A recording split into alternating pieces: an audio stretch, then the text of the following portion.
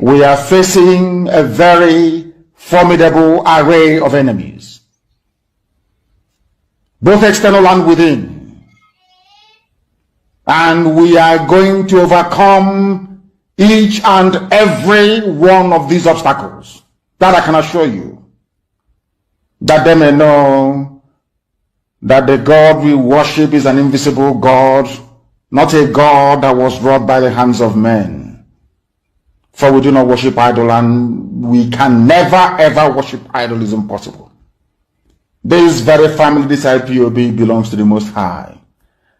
And that is how it's going to be until Biafra comes and beyond, to eternity. This evening, I want to place it on record that our enemies are intensifying their attack against us from every corner. I am not saying this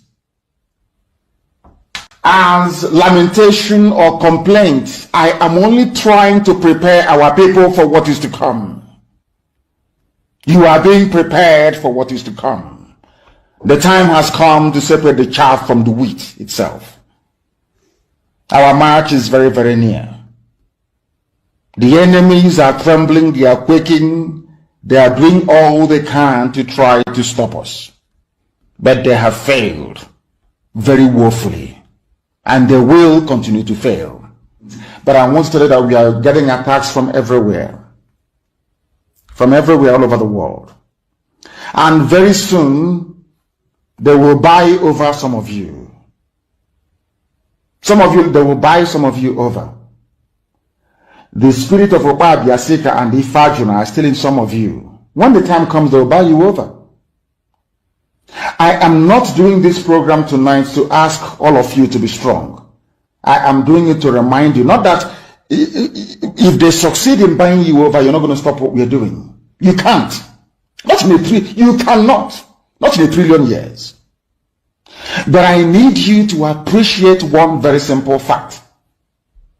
That at the end of this very race, everybody will testify that indeed Chukwuokike Abiama, the same God of Israel, of Abraham, Isaac, and Jacob, the same God of Ehiri in Aguleri, the same God of Umweri, the same God of Ora-Eri, the same God of Owe-Eri, the same God of Arochukwu, not to be nobody, the true God, one true God.